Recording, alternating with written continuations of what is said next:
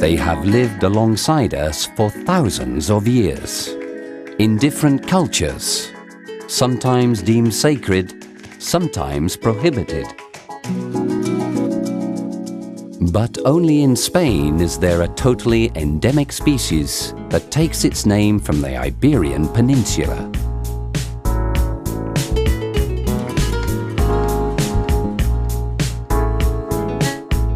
The Iberian pig is native to the Mediterranean. It has evolved in close contact with the growth of its surroundings, based on its singular diet composed primarily of acorns and grass from the pastures of southwest Spain.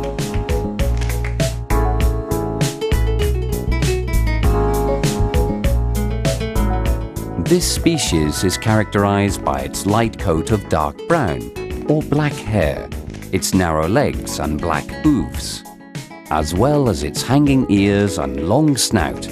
But the biggest difference between the Iberian pig and other breeds in the world is a unique physiological trait. Its muscles are interlaced with seams of fat, which give this meat its characteristic succulent taste and texture. Each pig receives pampering from the moment it is born. Once Iberian piglets are weaned, they enter feeding facilities. When they reach 100 kilos in weight, they are taken to pastures where they are free to roam their surroundings in complete tranquility. They keep eating until they reach 170 kilos, a weight they will have gained through 100% natural diet, acorns, aromatic grass, seeds. Exercise and fresh air help to build the ideal muscle-fat ratio, which is so unique to this type of pig. Due to the pig's diet, the fat has a high proportion of monounsaturated fatty acids, mainly oily, that act as cardiovascular agents. The minimum slaughtering age is 14 months. The older the animal, the more intense red its meat is, and the greater the quantity of fat and muscle texture. This is where the long and meticulous traditional process begins. Technology has helped to improve hygiene and sanitation, as well as quality control and traceability. Cuts are selected one by one based on their quality and weight, and are perfectly bled and dried. The resting process begins with salting, a process by which the legs and shoulders of ham are interlaced with layers of sea salt. Afterwards, they are washed, molded and shaped, following which they begin the saline stabilization process in natural curing rooms. The fat escapes from between the muscle packets as a result of the heat. Once curing is complete and the cuts have been fully preserved, they are transferred to natural cellars, where they complete the maturing process. No less than 14 months are required to complete the process for shoulders of ham, while for legs it takes 20 months. During this time, enzymatic and biochemical changes take place, which is what produces the excellent aroma, taste, and texture that characterize our hams.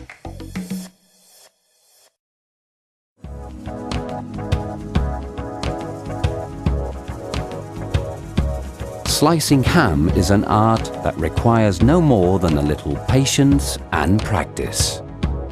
By slicing the ham in the correct way, we will draw out all the variety and depth of its aroma and taste. The ham has several sections with different textures and flavors. The massa, the juiciest section, and that with the highest quantity of meat. The silver side, at the opposite end of the leg from the hoof. The flank, otherwise known as the contramatha. And finally, the shank or hock, an area that produces more fibrous, tendinous meat. We shall need a special knife for slicing the ham, narrow and flexible, together with a broad-bladed knife, a special knife to separate the meat from the bone, and a knife sharpener to keep the other knives sharp and tempered at all times. The height of the table and a good ham rack that holds the cut firmly in place will make the job a lot easier and safer.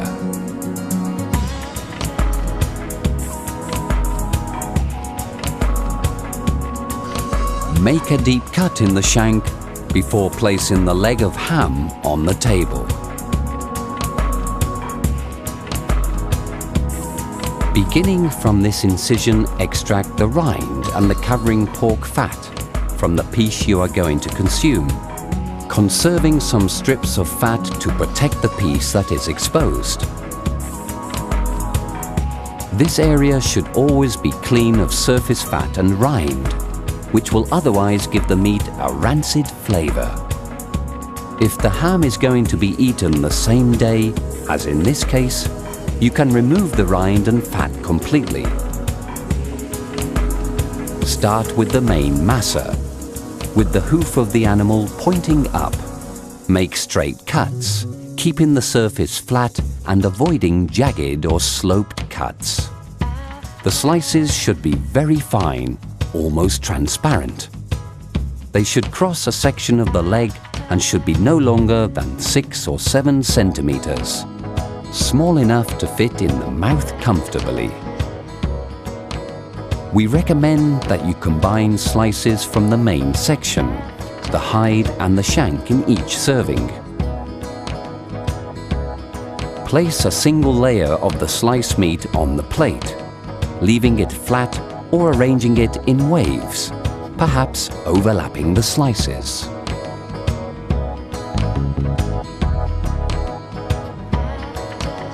Once you reach the coxal bone, cut around it with the tip of the knife and separate it from the meat. This will allow you to cut slices in this area. Given the makeup of the thigh bone and kneecap, only cut slices from the part closest to the coxal bone, leaving the shank until the end.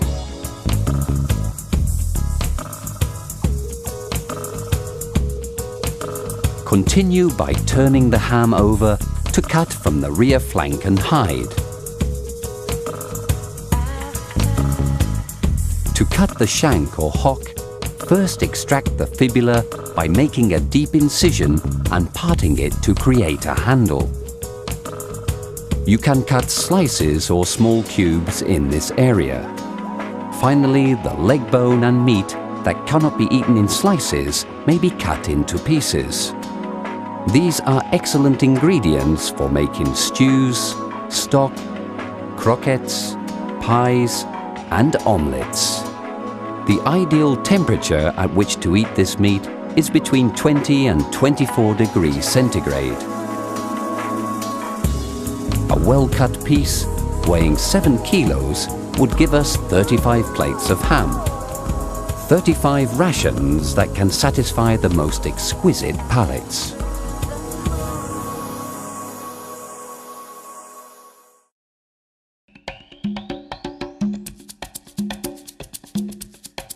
We are going to need a special ham knife as we did for the leg, together with a second stronger knife and broad blade knife, a tipped knife and a knife for sharpening. We can distinguish 4 separate areas in the shoulder with different flavors and textures.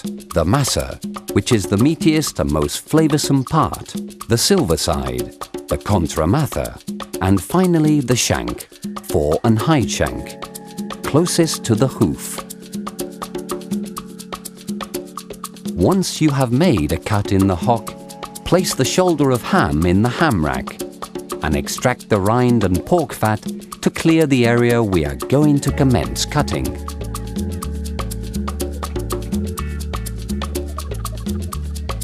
Commence cutting using the special ham knife.